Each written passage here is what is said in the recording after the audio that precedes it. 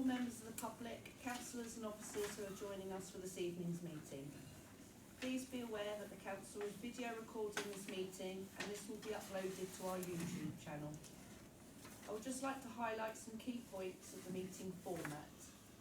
Please can I ask everyone to have their phones turned off or set to silent. The fire exits are via the doors out of the chambers and down the external fire escape stairs to the back, or via the main entrance that you entered the venue through, using the back door to the building rather than the front. In the event of a fire, the lift should not be used. The lift lobby has a fire door if it is not possible to safely escort anyone out of the building. The assembly point is to the rear of the building on West Street. Please remain seated unless you're invited to speak or need to take a comfort break. The toilet facilities are out in the corridor you entered through. Members of the public are invited to participate in the meeting with the key points as follows. When the public participation agenda item is introduced, please raise your hand to show you wish to speak, and I will invite you to speak. If you are comfortable standing, please do so to ensure that you can be heard across the room. Public participation is limited to a maximum of 4 minutes per person and must be relating to an item of business on the agenda. You do not need to state your name when you start speaking if you do not wish to, but we ask that you clearly state which agenda item you are speaking about. I would ask the participants looking to leave the meeting wait until the end of an agenda item to limit distractions for other participants. Members of the public looking to leave the building will need to be escorted out by a council officer. To all present, please remember to show respect to others in the meeting and avoid interrupting where possible to enable others to follow the meeting. If any councillor feels concerned about any aspect of the meeting or discussion, please clearly state point of order. I will then gesture for you to elaborate. If anyone present is felt to be behaving unacceptably, they can be ejected from the meeting by resolution. Thank you for listening. On behalf of the council, I'd like to thank everyone for attending this town council meeting. So, agenda item 1, apologies for absence. Good evening everyone, good evening Chair. We have apologies from Councillor Cash with Councillor Meek substituting, Cash is unwell, and Councillor Evidence unwell, and Councillor Edson is kindly substituting for Councillor Evidence. Thank you. Agenda item 2, disclosure of interest. To deal with any disclosure by members of any disclosable pecuniary interests and interests other than pecuniary interests as defined under the Seaford Town Council Code of Conduct and the Localism Act 2011 in relation to matters on the agenda. No, thank you. Agenda item 3, public participation. To deal with any questions or brief representations from members of the public in accordance with relevant legislation and Seaford Town Council policy. Everybody's hand up. Right, I'm just going to start at the back. Back row and move my forward. Okay, thank you. Just a quick introduction. My background is as a consulting engineer for over 40 years in buildings and particularly building services. Throughout this time I've been involved with green and energy conscious buildings as both designer and manager. I'm enthused by the possibilities presented by the Climate Change Subcommittee in developing a valuable climate emergency policy and new strategic plan. I have read the agenda for this evening's meeting and have some items for clarification. I suspect that most, if not all, the queries will be addressed in the normal course of this meeting. However, I'll run through these in my allotted time. So, item 1.1. 1. Develop climate emergency policy for the council. 1.1. Convene a meeting inviting residents with appropriate knowledge to help guide the council on how best to develop the policy document. The wording implies that this meeting is to guide the council, not the Climate Change Subcommittee. It implies that the council will create the policy, which would then be delegated to the Climate Change Subcommittee. Is this the case? Who would lead the meeting for the invited residents on behalf of the Climate Change Subcommittee? how would you advertise the event beyond the website? How to find and select the invitees? Will these invitees be involved throughout? What form will the meeting take? So item 1.2, bring the outcome of these discussions back to the subcommittee. What would the subcommittee do with these outcomes? Add to the outline policy? Would a draft then be issued to interested residents for comments? Bring the final draft policy document. Yeah, got no comments on that. So item 2.0, enable the council to undertake environmental consideration in decision making. So this is the council. Item 2.1, undertake desktop research to find examples from elsewhere we can learn from and also liaise with the Lewis District Council. And this is in March, not wrong to do that, good idea. There was a lot of local council work of this type to draw on. Who would do the research? Item 2.2, bring the report to the subcommittee. Will there be a chance for public review at this stage? Is the intention for the stakeholder workshops / planning days in item 3.1 below intended to be brought to this item of subcommittee 2.2? Item 2.3, bring a proposal to full council for approval. This is in the summer. It's not specifically noted in the minutes or the agenda rather. Is this intended to be the new strategic plan or some other document? In item 3, inform the new strategic plan of the council. So item 3.1, include relevant questions about the response to climate emergency in stakeholder workshops, plural, and planning days, plural, for the new strategic plan. So this is meant for May, which is before the final approval. So who would be considered as a stakeholder? Everybody? Businesses? Seaford Town Council, Seaford Town Council committees, Lewis District Council, East Sussex Council, students, etc. How will these meetings be advertised? What form would the stakeholder workshops and planning days take? Item 3.2, ensure the subcommittee review and plan from the perspective of responding to the climate emergency. This is very important and presumably will be done before finally presenting to the full council. Play a role in civic leadership, item 4.0.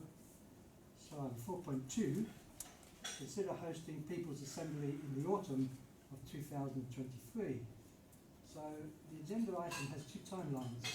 There's the timeline for 4.2 June, before full council approval, or autumn, after full council approval. This would change the purpose of the People's Assembly.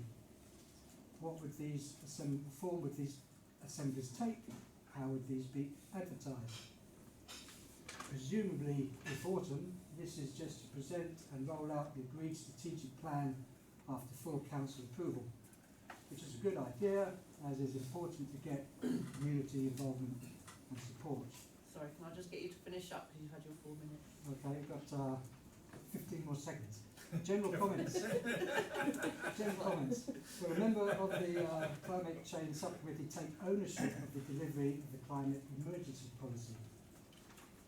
Presumably the climate change emergency policy document would be the framework for the new strategic plan. It would be helpful to have a clear timeline and flowchart of events, start to finish, with activities that give feedback to other items. Not mentioned in the notes necessarily, but probably come out in the discussions. You've got Seaford Town Council offices and buildings. You might want to include an energy audit, an upgrade programme, and how you might influence building applications and approvals to be green. That's it. Thank you. Point of order, Chair, would you ask members of the public please to speak up, because some of us have difficulty hearing what they're saying. Oh, sorry about that. You couldn't hear. Oh. Tell you down the public. Thank you very much for that very comprehensive list of questions. If you're able to stay for the meeting, I'd be very happy to cover all of those matters when we do the relevant item on the agenda, because I think the meeting will flow better if we do that rather than kind of do the report twice. Thank you. Okay, Okay. Christina, I'll be quite quick. Can you hear me all right? That's fun. Yeah, I think it looks like a really good and promising framework. A couple of sort of broad brush questions which hopefully will be answered. I feel like I'm going along to a lecture and asking the questions before the lecture speaks. But kind of when we talk about point 2, enable the council to undertake environmental consideration in decision making, what kind of environmental currencies, what units are we interested in? Is it kind of carbon accounting or is it more than that?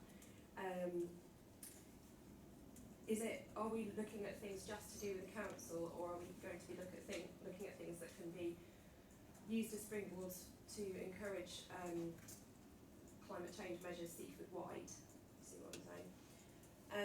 And a thought that I had after hearing that the Martello tap toilets are now going to be refurbished rather than started again from ground zero is will this action catch that building, because it could be a really good flagship building for some kind of retrofit or on-site generation if an initial assessment deemed that was promising.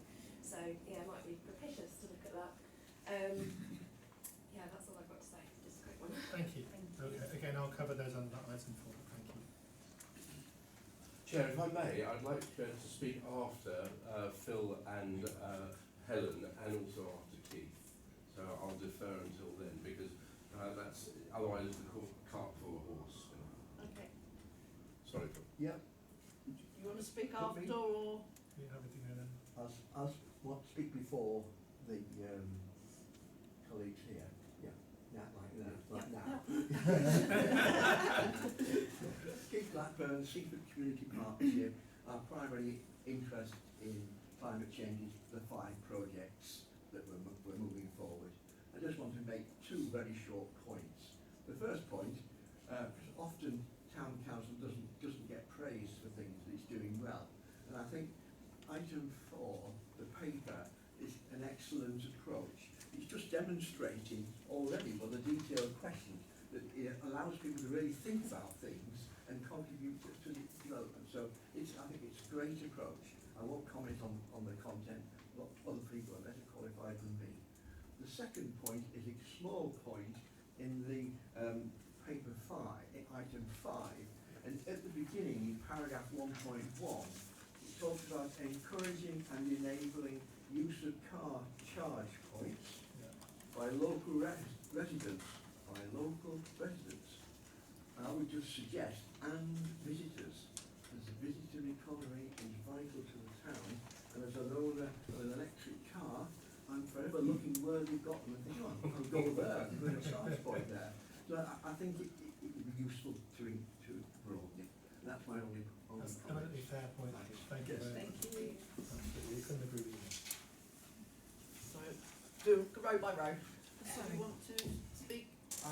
Yeah, it was partly to do with the next point about the car parking, actually, about the electric car parking. I asked for a picture to be shown. I went to visit the View last year for a party, and yeah, the bike parking is, yeah, you can sort of, electric car parking is great, but actually there's some basics in there, and one of them is we need to move to more public transport and walking and cycling, and if you can't cycle there, one thing I'm missing out on as well, at economic point of view, is a lot of people I know arrange sort of large rides, and those rides normally work around which places they can go to that are bike friendly. So you'll find they'll go to a big park in Peacehaven, Molly's along the seafront, or even Cadence over in Eastbourne, and they will look at that as a place, but they want somewhere safe to leave their bikes. And I struggled to find the parking, and then when I did, it was full of rubbish. So it's just one of those minor things. Thank you. No, Chair, through you, Chair, thank you so much for bringing this to our attention. We'll definitely get that sorted. We're sorry it's happened. Shouldn't have happened, we'll definitely sort it. And probably more visible as well. Yeah, Signposts that or can something. be more visible as well. So thank you for the feedback, we appreciate it. Thank you. Row behind you so still. I've got eyes in the back of my head. Hi, good evening everyone. I'm Helen Frederick from Seaford Environmental Alliance. I'm speaking on agenda item 4 about the climate change delivery plan. C welcomes the plan meeting in February for residents to inform the Council's climate emergency policy. I note from the papers that will only include residents with appropriate knowledge, so more information on who may attend would be welcome. C has a lot of contacts with a lot of wonderful people and groups with an enormous amount of expertise, and we'd like to be request to be a facilitating partner in that. We're very pleased as well that our suggestion of a People's Assembly is being taken forward, but feel that October is too late to open up a discussion with the wider community about the very, very urgent climate crisis. October would be more than 3 years after the Council's emergency declaration, and you don't need me to tell you how dire the situation is and how much our community is threatened. So we understand that you have yet to put in place resources for this work. So we propose that C runs a People's Assembly in June on a broad question such as how can Seaford community face the challenge of the climate and ecological emergency together. Citizens and newly elected representatives from all councils can sit alongside each other and start to build relationships and identify shared priorities. We could then move on to another one in the autumn which could take the discussion further once your resources. It's hard to see how a council can get an emergency plan right without full involvement of the community. So, thanks for listening. I've actually got to go at the end of this agenda item if somebody wouldn't mind letting me out. Thank you. Thank you. Again, we'll cover those points when we do. And obviously we will get back to you because you've requested that as you got to Yeah, leave. So. yeah. Now I come to the front row. Hooray! Thank you. So I'm Helen Browning-Smith. I'm the Tourism and Arts Manager at Lewes District Council, and I'm here with Phil Rose of LYT Productions, who was behind the fantastic Tide Mills project, which I'm sure you will know about. And we're here to talk to you about a very relevant project that we're working on at the moment, which relates to the climate change delivery plan, specifically Priority 6, but it may also be relevant to others, namely 4, 7 and 9. We've been commissioned by Natural England to create the national celebration event for the opening of the England Coast Path this September, which will be the longest coastal trail in the world when it's opened. We'd like this event to take place around South Hill Barn on Seaford Head, and we plan to power most of the event with green energy, hopefully by temporarily installing a small wind turbine.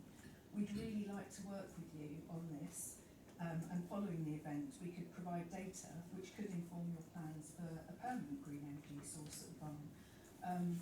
We may also include a temporary car charging point, so that obviously connects to other items. And just a little bit more about the event itself for your information. In the run-up to September, we plan a full programme of community engagement, and we hope to reach vulnerable and isolated groups, as well as children, older people who wouldn't usually access green spaces and gain the benefits of the great outdoors. We plan to use electric buses from New Haven, Seaford and Eastbourne to cut down on car use and to get the community there easily. The event itself will be a 5-day celebration of walking on the coast with arts and educational activities focusing on ecology, the climate emergency, coastal management, natural, local history, geology, flora and fauna. We're commissioning 5 large installations on those themes, and permission will be obtained from Natural England. We're already taking advice about where and how these can be positioned to cause the least impact on the site. We're really so conscious that we're working on a very, very sensitive site in a triple SI, and we've taken extensive advice from Sarah Quantrill, officers at Seaford Town Council, the National Park Authority, the National Trust, the Change and Chalk Partnership, Seaford Natural History Society, the Dark Skies Reserve, Coast Guard Cottages community and many, many more people. Because we just want to manage all activity and visitors to the reserve with great care, causing as little impact as possible, and really educating people about this really important and sensitive site. Our ethos is to leave no trace, only memories. We'd be really happy to answer any questions either in or outside of this meeting, and we just hope that you're interested in the turbine idea, the green energy idea, and that you're excited about all of this as many of the other people we've spoken to are. Thank you. Thank you, Ian, through you, Chair. Thank you very much, Helen. It's been great to see you at the meeting. As you will be aware, the Seaford Town Council is actually the landowner of the land where this proposal is proposed to take place, and therefore, as the landowner, we have to be considered whether we are able to give landowner permission. That decision has been considered by our councillors at our January full council meeting on the 26th of January. In the light of the fact that meeting is happening, we can't make any comments tonight.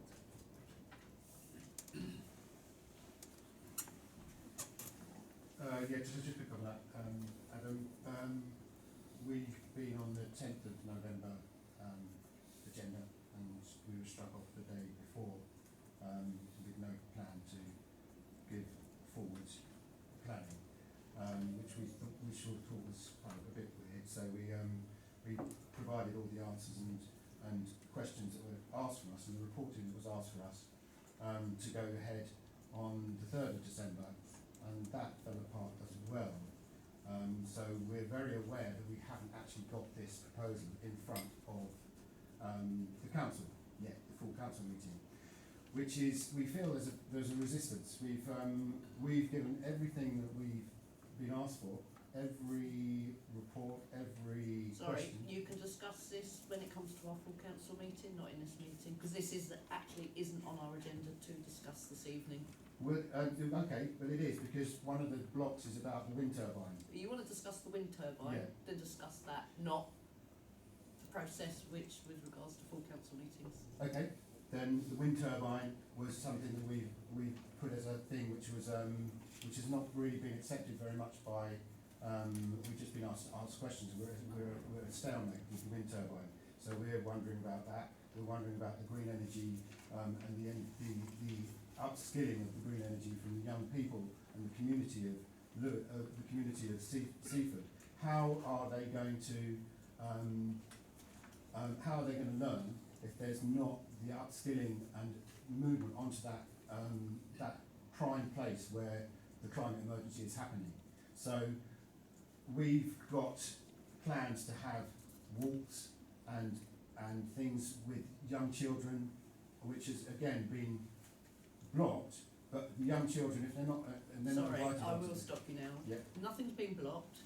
This is a full council decision as landowners, as Town Clerk said it. We are landowners. It's the full council that has to discuss this. Yeah, but not this committee. But coming on to this is very important, because we think this hits the agenda of informing the new strategic plan. We think it hits the agenda of considering hosting a People's Assembly. I know that C had said that they would do it, but this is something that could be part of our programme. We want to be transparent, and we want to work with the council, and we feel like there's not a working with the council. But your with this project agenda. will be discussed at full council, not with this committee this evening. Right, okay. And then you will be able to answer any questions and put your whole case forward to full council, Okay. which is in 2 weeks. Yeah, but Is it? if it's not discussed then, we're at a critical point with the project. So that's why I'm just bringing this up now to the council. Well, it is there. The report is being written at the moment to go on full council's It agenda. is, or but that's it is. really exciting. As you know, because you have been having email discussions, which yeah, I've but we been haven't included in. had confirmation yet. The So- report's being written. They've asked questions to extend the report for councillors, but you will be able to answer questions for councillors then. That's really good. So if that's can be minuted that we're going to be on the 26th agenda, that's really what we needed to do. We want to be friends, not foe, and we feel like we're foe, and we want to be transparent, and we've got a lot of expertise in sensitive areas and sensitive events, and like running green events in for community groups. That is a green event for the community group. publishing a report, considering hosting people's assembly on the autumn, that could be part of what we're doing. We could work with that to hit a lot of these points of the agenda, which is why we're here tonight. So if I strayed, it's the first time I've spoken at a council meeting, so I don't know quite.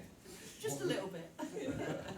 I don't know what the rules are, but I mean, I'm just passionate about this. But yeah, you are there for the full Yeah. council meeting and can then So if we answer are, questions and discuss it then. That's really good, and we think you all should know that and be part of it. Thank you.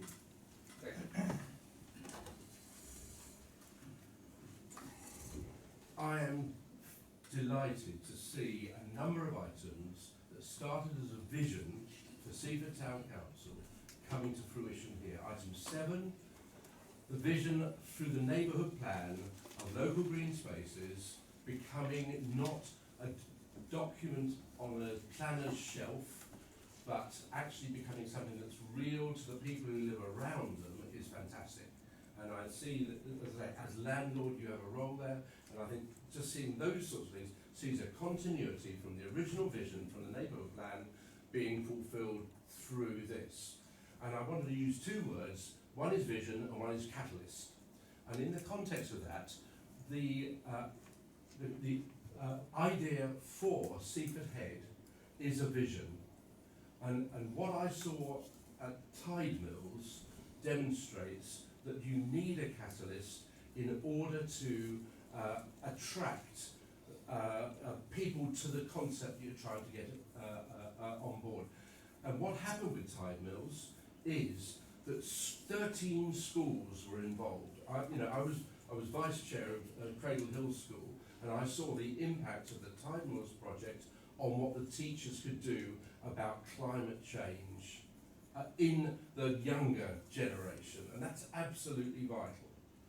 And I'm now feeding the older generation in that because of what I did on Tide Mills in terms of researching the history, I now give talks to generally older people, around the town and in New Haven to tell them about the history of Tide Mills.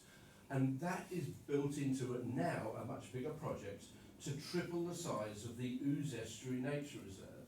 So what I'm saying is that what starts as a vision can grow to achieve a whole raft of other things that are central to what this committee is all about in terms of doing it. And I think I see the germ of that vision in what LYT are proposing to do on Seaford Head.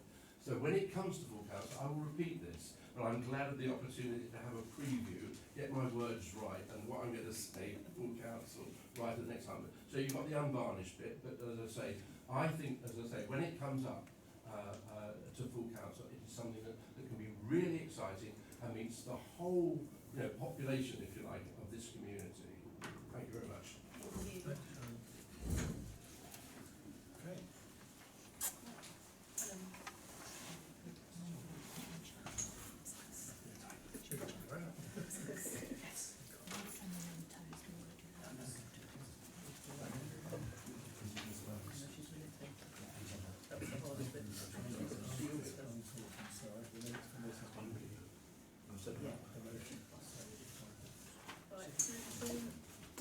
Thank you. We move on to the next agenda item, which is agenda item 4, climate change delivery plan.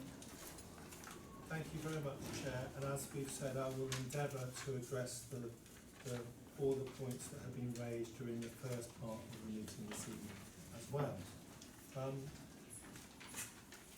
I agree with what's been said in terms of I felt quite excited putting this plan together myself, to be honest with you, because it just feels much more tangible now and actually about doing rather than just talking, which I think makes a really positive difference for everybody, and again shows the importance and value of having this subcommittee.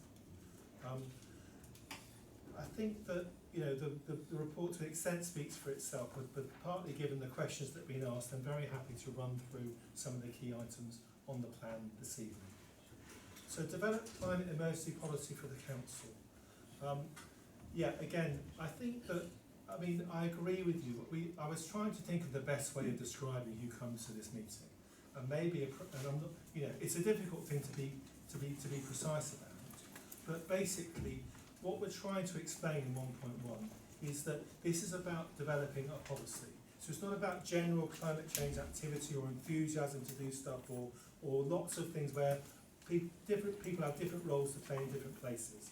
But we think for our policy, we are looking for a degree of inverted commas expertise for the people around the table we have around the table, helping us develop the policy. So that's what appropriate knowledge tries to mean. We'll try and make that as clear as we can in terms of information we share about this meeting. We'll basically be inviting any resident who's attended either of these subcommittee meetings, and we will also approach relevant community and voluntary groups within the town, and also any other potential sources of expertise, Lewis District, East Sussex University, places like that really, to see how we can best bring together some local expertise to help guide the policy. And in terms of so that's what 1.1 means in practice. And then in terms of the rest of the process, yes, as was sort of intimated in the questions, I think, we have another meeting of this subcommittee in April, so that seems the perfect place to bring the outcome of the discussion in February. And then basically, yes, and what that will turn into is a recommendation from this subcommittee from the April meeting to full council for a policy for them to consider adopting. But as a council, we've already covered some of the council process matters already in this meeting, but policies are agreed by full council. So that's where it will go for its sign-off. So we'll have a meeting with, as I say, residents and groups locally, but who can help with policy setting. We'll turn that discussion into a draft policy to bring to this subcommittee, and they will then turn that into a policy for council to consider, and in the summer full council will pass a policy based upon the input they've had from the groups, but obviously with councillors having the final say about what actually makes the policy up. So that's how we're going to do number one. Number two, again, I completely take the points that were raised about this. Essentially, environmental consideration decision making is something that's very, very important to try and do, but very important, as the questioners were asking, I think, to define what we mean by it. And that's actually one of the reasons for undertaking the desktop research, is so it's clear, there'll be clear definition for councillors to know what are they considering when they consider environmental consideration in decision making. Because it'd be quite easy for that to be, something that people might, it's not a common sense thing, if you know what I mean. It's not something that you need some degree of knowledge of what you're talking about to be able to know what environmental considerations are. So we're going to try and do our best to define what it means, looking at the practice of other councils who've already undertaken this work. So you're right in your question in terms of saying, well, can we define this? Yes, we are going to try and define it as best we can. It's designed to be an exact mirror of the fact that at the moment, all full council decisions have to undertake financial consideration. So it's designed to be a mirror of that. In other words, council to understand the financial implications of all their decisions before they take them, council to understand the environmental considerations of all decisions before they take them. So our reports will look like they do now, where if you look at our council reports, there's all the blurb, there's motion on top, and there's all the blurb about it, and at the bottom of the report, financial considerations. Then there'll be a paragraph underneath called environmental consideration. The outcome will look like when you get to the end of the process, so that councils are using that in making their decisions. So I hope that helps to explain the process. I take your point about timeline, but I'm hoping we can get it to this April meeting if we want to get on with it. But yes, the timeline may be ambitious, in which case it will have to go to the June meeting if we can't get all the work done in time for it. Item 3, informed strategic plan for the council. So again, we've already begun the process of the strategic planning for our council, because we're doing it in 3 stages. Okay. Stage 1 is a broad community consultation. So you should all hopefully have seen, but also if you look at Seaford Scene page 14 this month, it's there. Okay. So page 14 is our Seaford Community Engagement Survey for residents.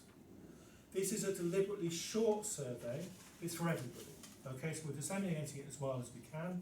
We've already had more than 200 responses, and we've still got nearly a month to go in terms of the outcome. So it's going really well in terms of the take-up.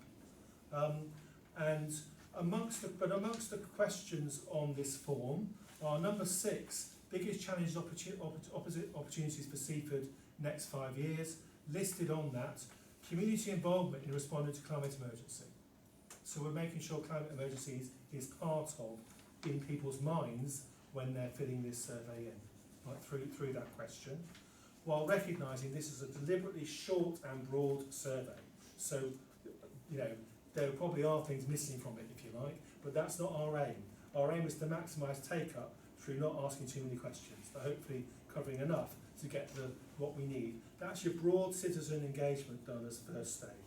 Second stage is stakeholder engagement. So we're going to invite all the stakeholders we can think of, perhaps, or appropriate, to a series of I've said stakeholder workshops because I think we've got too many stakeholders to do it in one workshop.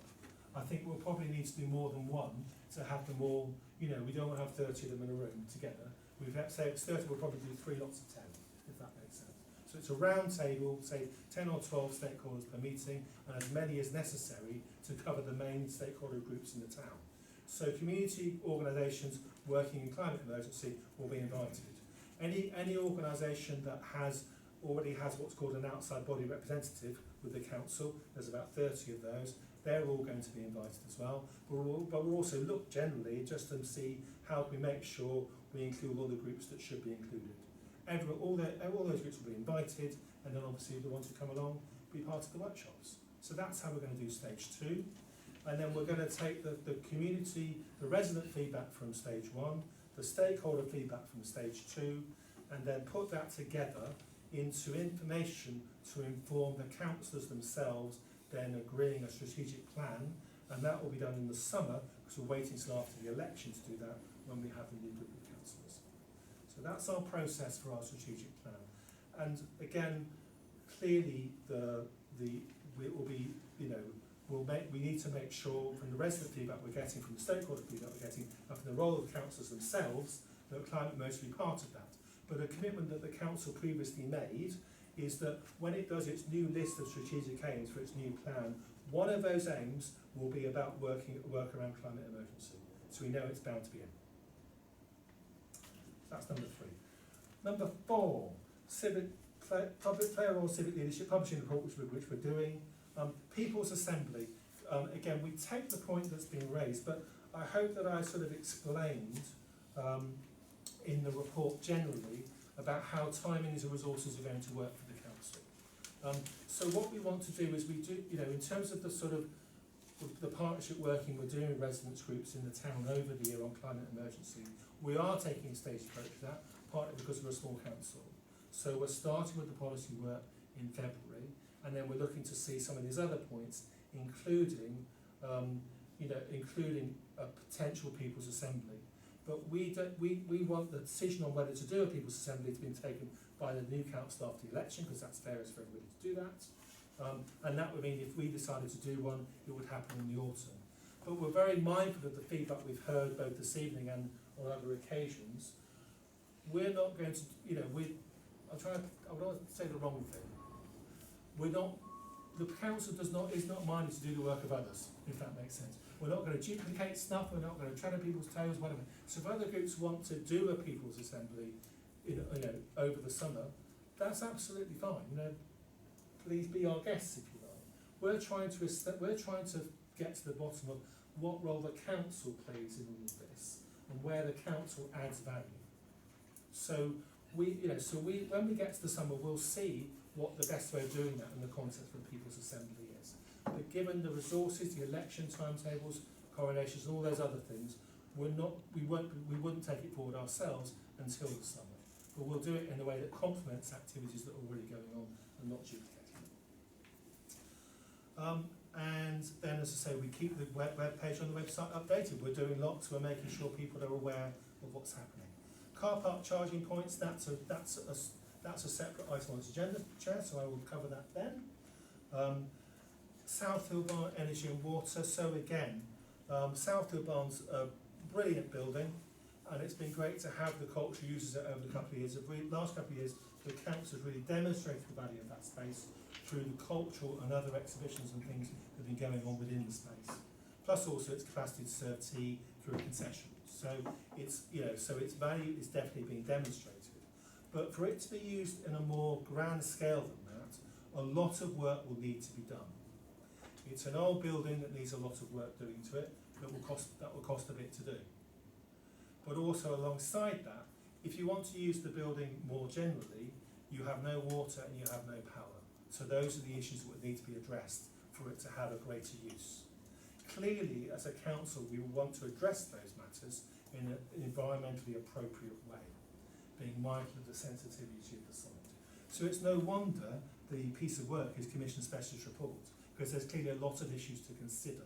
So the willingness is there in the council, but we recognise the sensitivity of the site and the challenges that will be faced if that building is to develop further.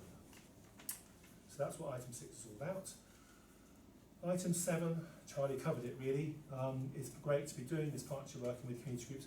As I say, this is about, again, the council doing our bit, the community doing their bit, and us working together, so we'll continue to take that forward. Item 8 is about the golf course and ongoing ecological course management. Again, our team doing a brilliant job up there in terms and getting a lot of positive feedback from the approach they're taking, and we're seeing what more can be done, and we'll keep obviously work through this committee to see what further work can be done at the golf course. But I mean, I think I've said it before, but I think the council, this 4 years of council, you might argue one of its greatest achievements is the borehole. It's an amazing thing to have actually taken action and done something so that the public golf course uses no public water at all. And then management of Seaford Nature Reserve, that came up earlier. Working closely with Sussex Wildlife Trust is it.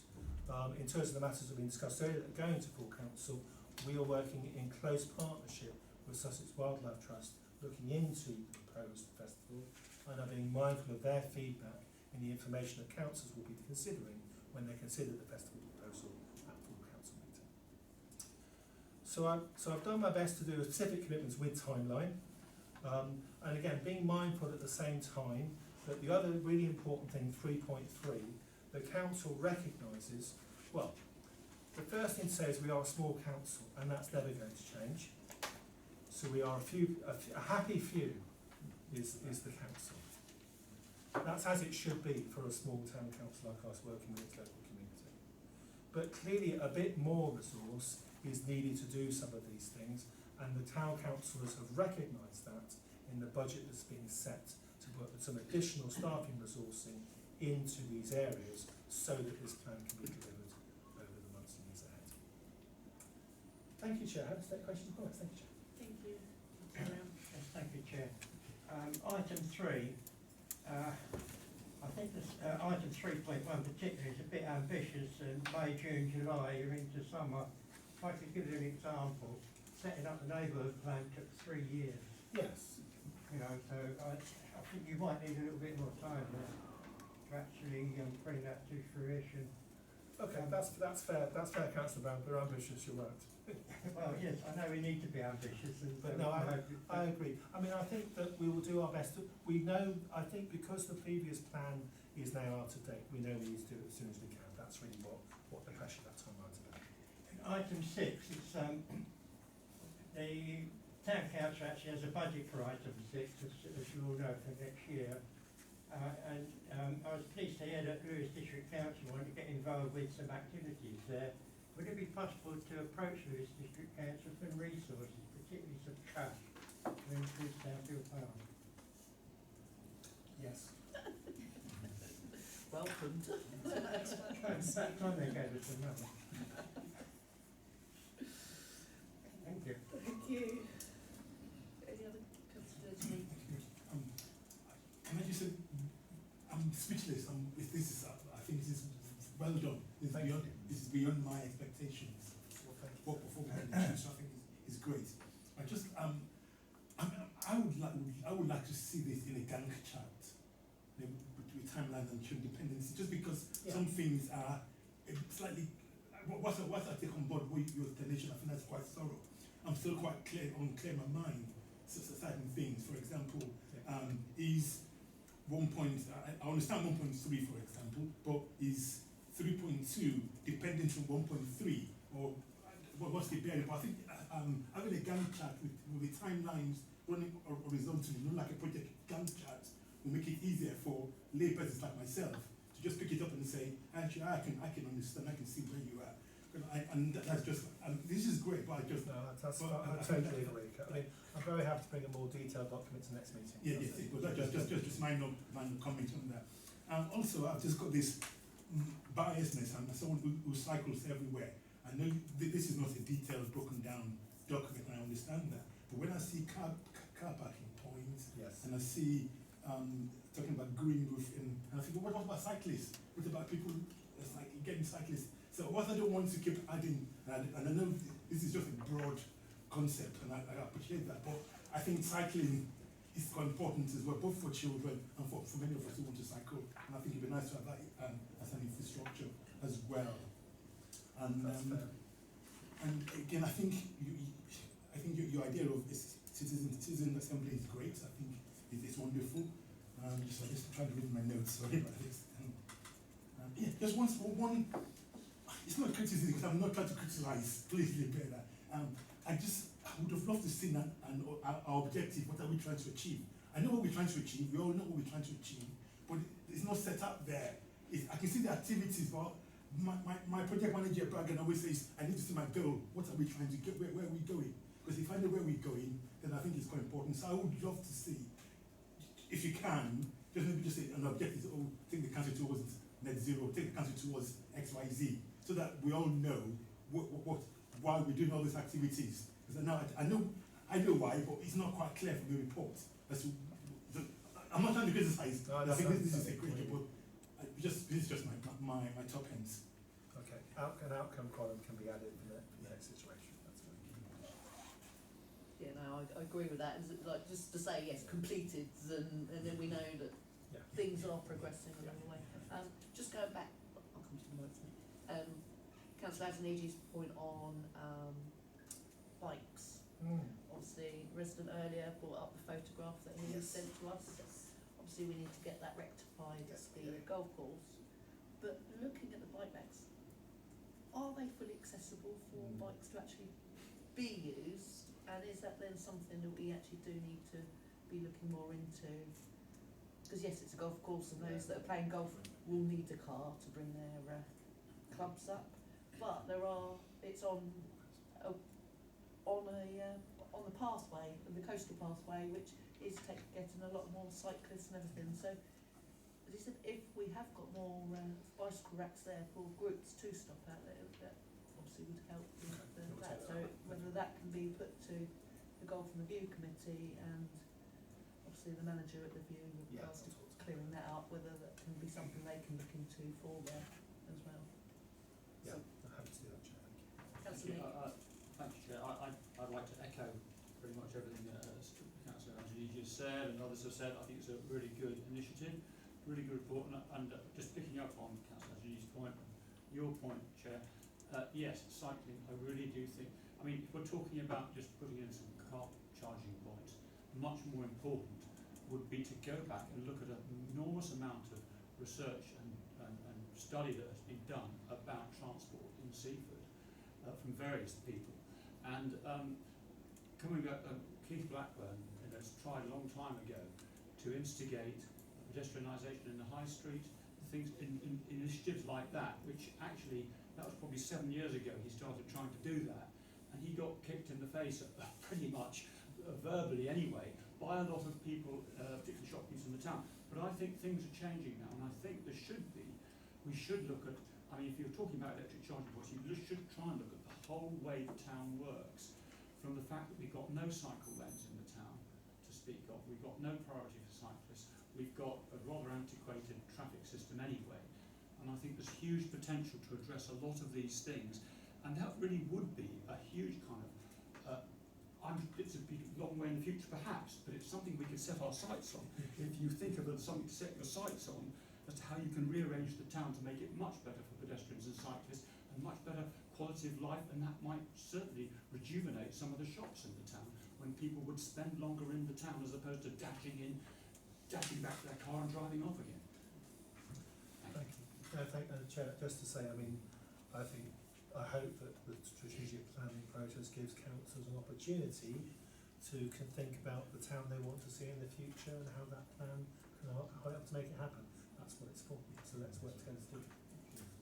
Can I just add to that is East Sussex, along with some other organisations, have been looking at the A259 as a major roads network, and basically from just past Rottingdean all the way through to Hastings, and obviously Seaford's one, so they're looking at junctions, but they are looking at bus lanes, they are looking at cycling. They know they can't put cycle routes literally on the A259, so they might have to go off other places. We're still waiting for reports, finalised reports back from that, but that will obviously help us in our strategic plan with cycle routes that actually need to be taken. And on that as well. Chair, going back on that, I mean, I think it was Sustrans, was it Mark, who did a huge report on the whole, how a lot of these RAP runs could be mitigated and things like that. So there's a lot of work already done, it's all paid for, it's there. Some of that's all been paid into this report anyway. Okay. Some of that's been put into this report because they're looking at all everything, so Can I just Thank you, Chair. I think this case of transport in Seaford has been brought up many times in council. We discussed it at great length in different places, in planning and things like that. And one of the things that I think came out of it was get some form of public transport along the seafront to improve footfall for people who come, they come to visit Seaford, and they probably see the town centre and might not see the seafront at all. They come by car, they see the seafront and they don't go into the town. If we have some public transport, it doesn't need to be 10 buses an hour or something like that, even 1 bus an hour going along the seafront during the sort of working hours would be beneficial to Seaford Town Council and to our community. Or you could get bikes, couldn't we? We could have bikes where you pick them up at the station and drop them off at and have collection points like they do in London, and then so, but you can do, as well as just normal bikes, you could do trikes, you could carry children or your picnic baskets, and it's a bit more stable for those that don't quite like 2 wheels, so it's something that actually we could look into, just to get some better transport just locally, just throughout the town. I do think whilst I agree about cycling, I think I would rather, and as the town clerk said as well, I would rather let's look at it holistically as a strategy, not just trying to pick up bikes. Yeah, I think we have to look at as council makes sense as well. The whole strategy for the town. So how do we get from anywhere you are to the town centre? Rather than just looking at it piecemeal, I think it would be important to look at it holistically. But that's with the strategic plan. Yeah, that is something. But looking at bikes maybe, but that would include the strategic plan. Well, just want to clarify, if I may, the issue of having the town centre, Broad Street, pedestrianised, is that something that may come up under the strategy as well? Yeah, that's what I wanted to clarify.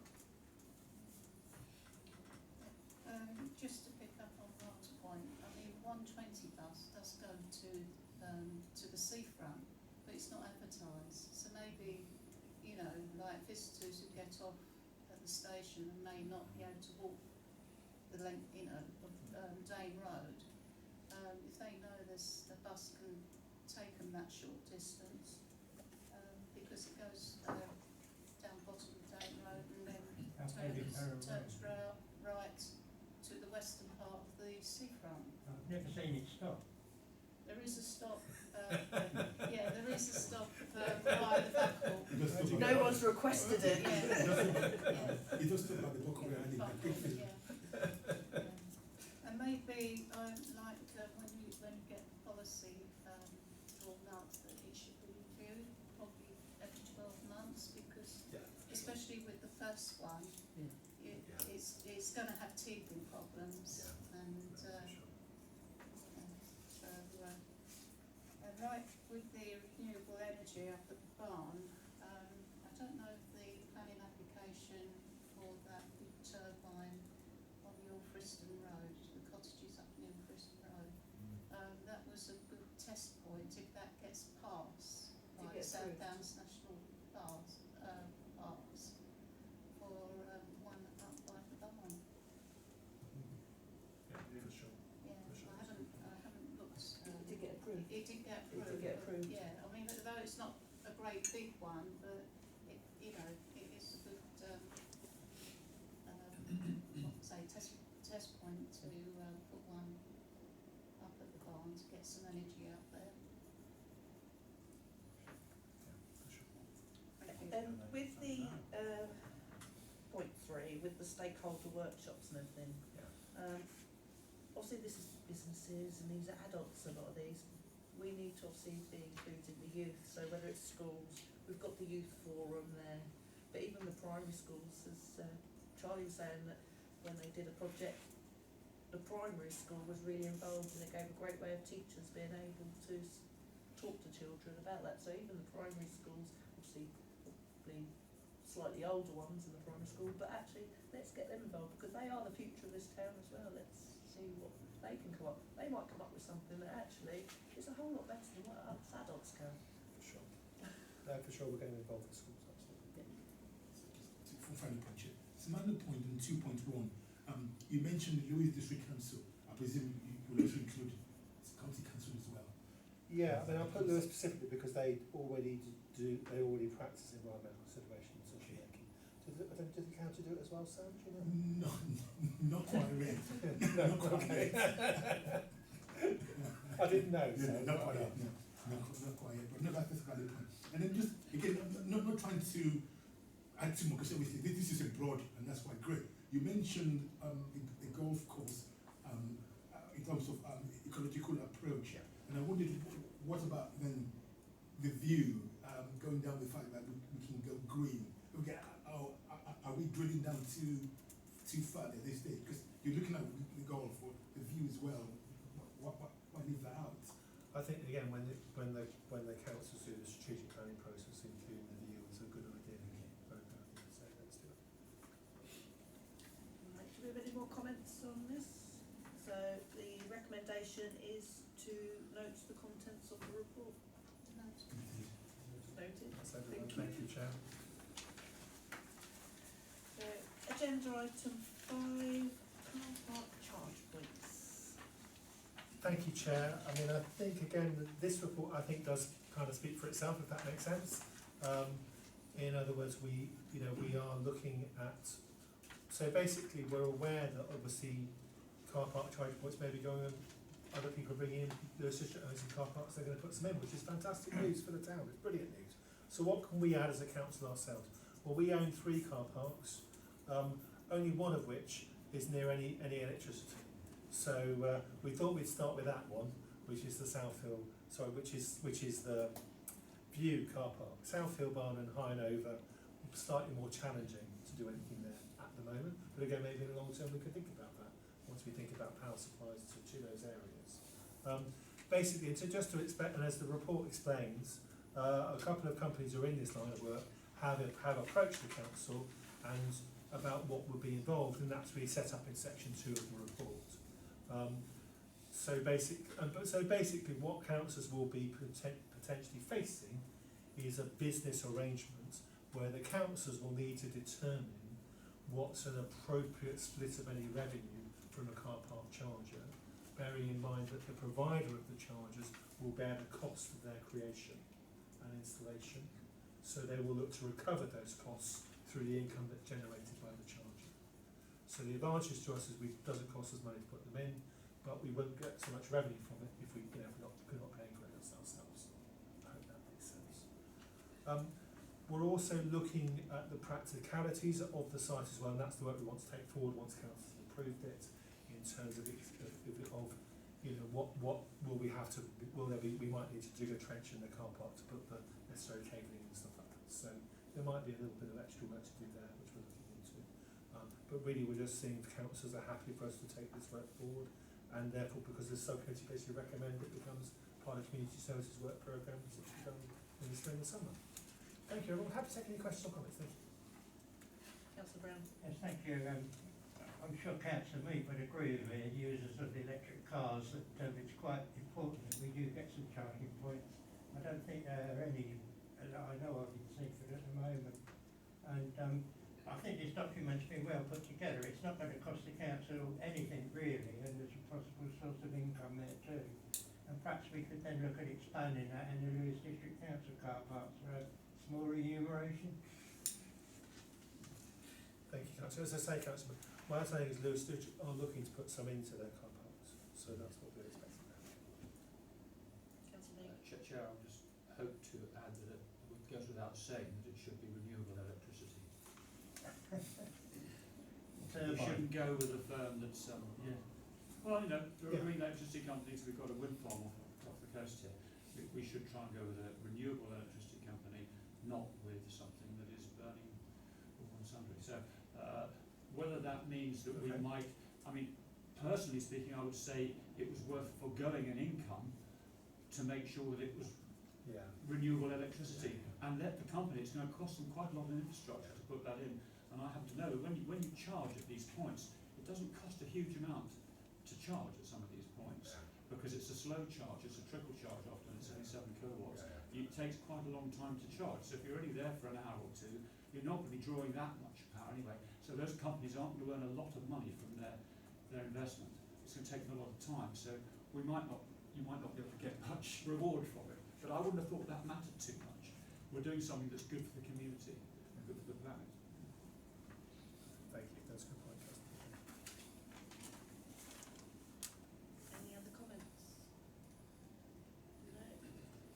So the recommendation is to recommend to the Community Services Committee that work be taken forward on the car park charging points. And I would like to second Councillor Meek with the fact that actually can it be looked into that the energy or the company that's used is, if possible, So obviously. we'd add a G to 3.3 and 4, which Yeah. is source of electricity. Yeah. Yeah, that's a great point. Yeah, so obviously if there is none out there, then we can't, but Yeah. obviously that would be our preference to recommend to Community Services. All in favour of that? Second, Chair. I said I'll second his proposal. Sorry, I didn't hear that. Yeah, sorry. I second Councillor Meek's proposal. That went over the top of my head. So yeah. All passed then, Chair, that was unanimous, thank you. Thank you. That concludes this evening's meeting at 20:04. Thank you, Chair. Thank you, everybody.